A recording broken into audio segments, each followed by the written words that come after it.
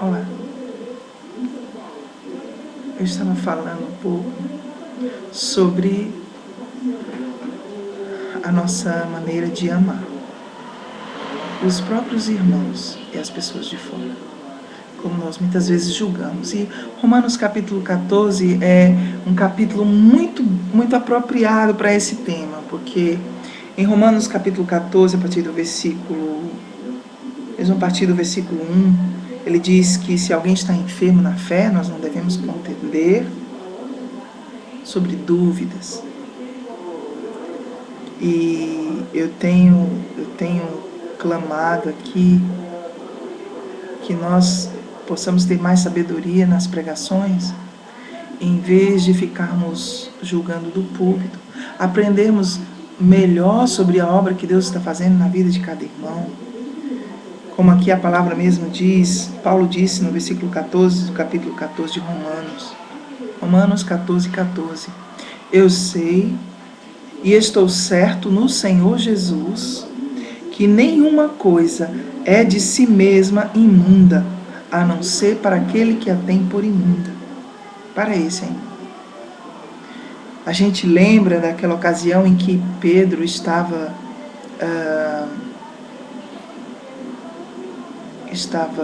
deitado e teve uma visão do lenço que desceu com os animais que eram considerados imundos, mas ele ouviu a voz que dizia assim: pega, mata e come. Ele diz: mas isso eu não posso comer, isso é imundo. Deus diz assim: não considere imundo aquilo que Deus santificou, porque isso é imundo. Então, imundo é a gente julgar e não edificar o irmão. Destruir o irmão, porque ele come isso, aquilo e eu não. Porque ele faz isso, aquilo e eu não. Então é muito sério eu estar julgando as pessoas, apontando o dedo para elas em seus pecados. Né? Como diz lá, novamente eu digo, Isaías 58, nós temos que observar. Isaías denuncia o fato de que havia pessoas muito consagradas, daquelas que cheiram mal no nariz de Deus, que se julgam mais santas do que as outras, que não estavam atendendo às necessidades do povo, não estavam liberando o povo das suas cargas, não estavam curando, não estavam doando, não estavam regando, não estavam alimentando, mas estavam apontando o dedo, se consagrando em jejum, com muitos sacrifícios, com muitas festas solenes, e chegando para apontar o dedo e cerrar o punho contra os necessitados. Por isso eu pergunto, quando você está pregando, para quem você está pregando? De quem você está falando? O que você quer dizer quando você aponta o dedo para algum pecador, seja na igreja, seja lá fora? Não vai adiantar, a igreja não é lugar de comício. Não é. A igreja não é lugar de comício e não adianta você ficar esquentando os irmãos dentro do templo de Deus, nos horários sagrados de adoração, sem edificar a vida deles, porque eles vão sair dali e vão se tornar mais odiosos ainda.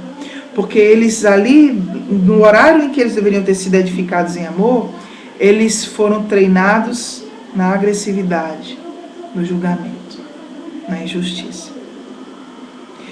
A razão pela qual a sociedade tem tantos problemas, tantos defeitos, sabe qual é? Somos nós. Que conhecemos, como disse Jesus, temos as chaves, mas não repartimos, porque as chaves que Deus tem são as chaves que nos livram da morte e do inferno, mas muitas vezes nós mesmos estamos no inferno e estamos exigindo que todos estejam perfeitos. Então, é isso aqui no capítulo 14 que diz: Nós temos que seguir as coisas que servem para a paz e para a edificação.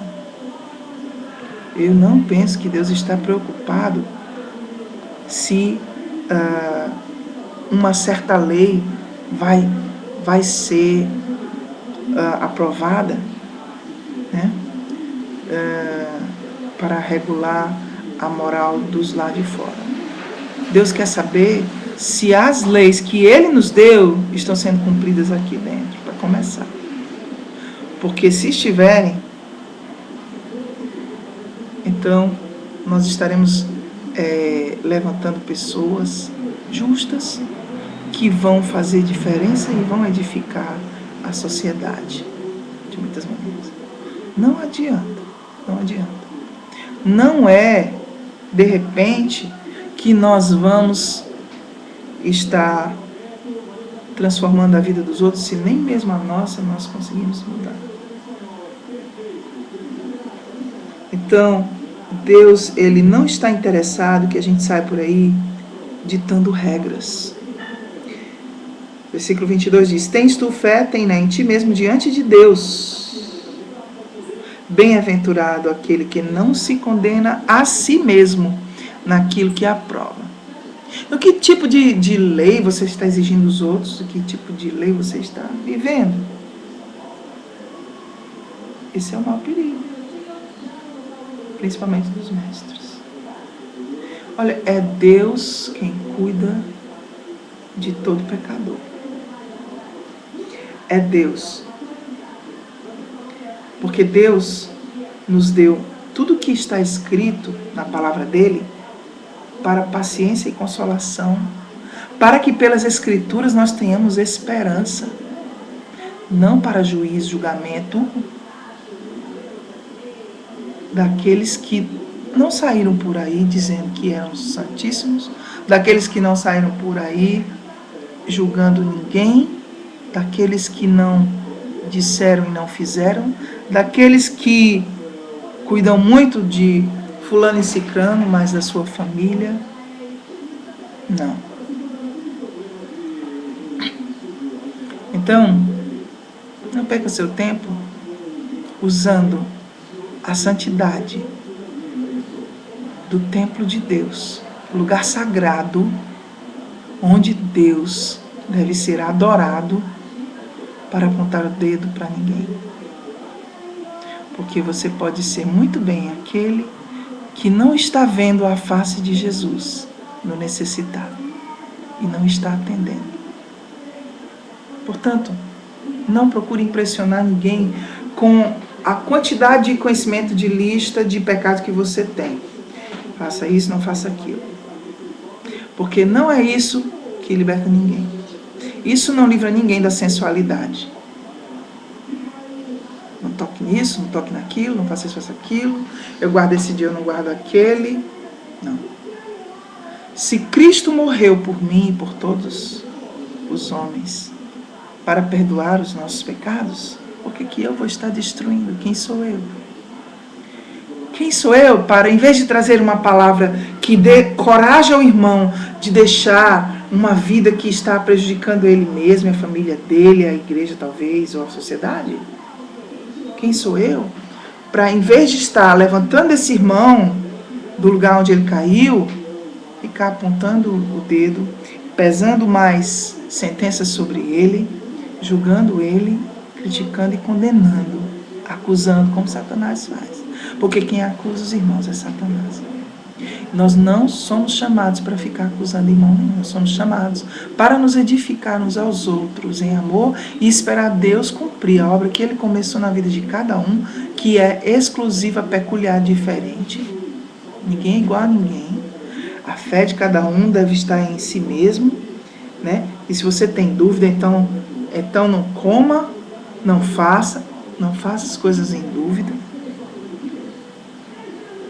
Se você está angustiado, vá no lugar secreto e ore, peça a Deus, confesse-se a Deus, porque infelizmente, eu digo a vocês, infelizmente, muitas vezes não é na igreja que nós encontramos quem nos confessar. E nem Jesus exigiu isso, mas ele disse, sim, confessar as vossas culpas uns aos outros e orar uns pelos outros para que sareis.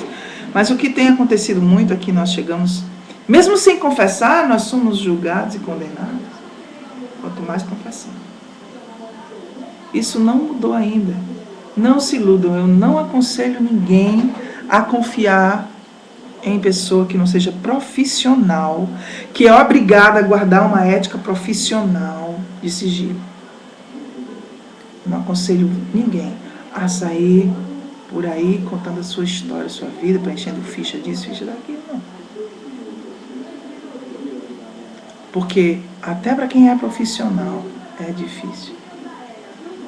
Quanto mais para quem não é. E não adianta os pastores quererem tomar para si um lugar que não é deles, em termos de capacitação, mas se eles realmente querem atuar diretamente na área do tratamento psicoterápico das ovelhas, eles precisam se preparar clinicamente, eles precisam se preparar cientificamente, academicamente, e não ficar dirigindo e mentoreando a vida dos outros de uma forma errada e depois culpar o Espírito Santo, ou culpar as ovelhas.